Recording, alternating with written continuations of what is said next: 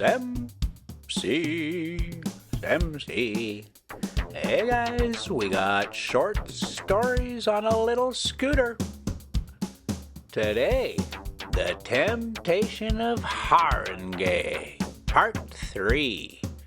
Oh boy, this was getting exciting. Alright, where are we riding around today on this little scooter? Oh, we just boogieing around Greer. We're gonna cruise on up the Arizona 373 up towards the 260 and just kind of check out this beautiful little ride. Alright, now this story, The Temptation of Harringay. When we left this thing off, he was trying to make adjustments to his painting to try to get the look out of the guy's face. He had a sneer. The painting was sneering at him, and no matter what he did, he couldn't get it out. So let's pick it up there. The face on the canvas seemed animated by a spirit of its own, where the expression of the diablerie came in, he found impossible to discover. Experiment was necessary. The eyebrows? It could scarcely be the eyebrows, but he altered them. No, that was no better. In fact, if anything, a trifle more satanic. The corner of the mouth? Pah! More than even a leer. And now, retouched, it was ominously grim. The eye, then? Catastrophe!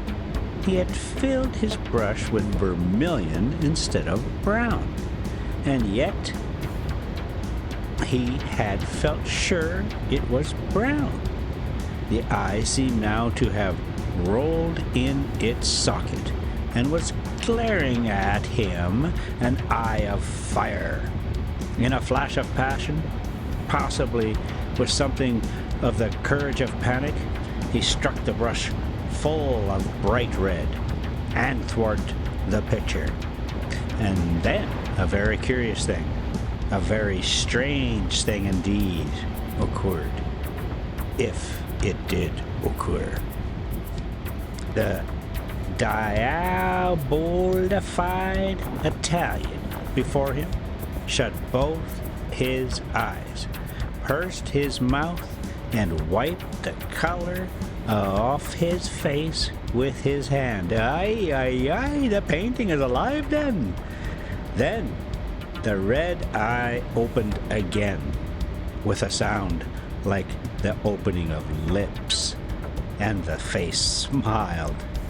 That was rather hasty of you, said the picture.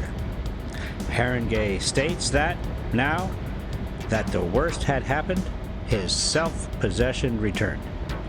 He had a saving persuasion that devils were reasonable creatures.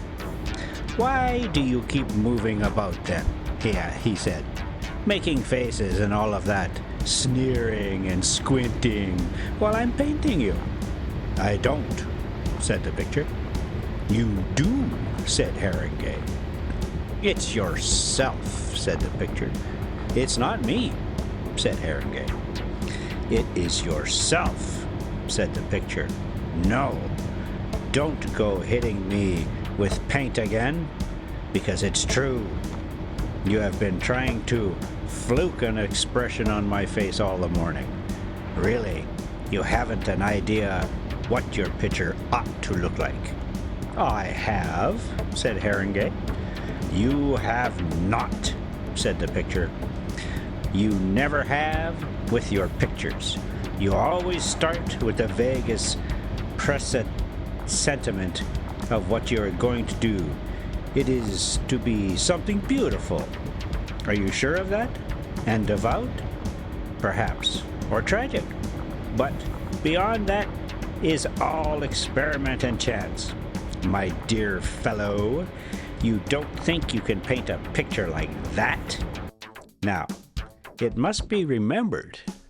Oh, well, we're getting pretty close to the end here, guys. That'll be about enough. Oh boy, that's getting exciting. I'm going to have to get me a longer video. All right. I won't leave you too much of that shaky weirdo video there. So thanks so much for coming along. And we'll just leave it there. Sam. See? And we'll give you just a little bit of Rosie. Thank you, Rosie.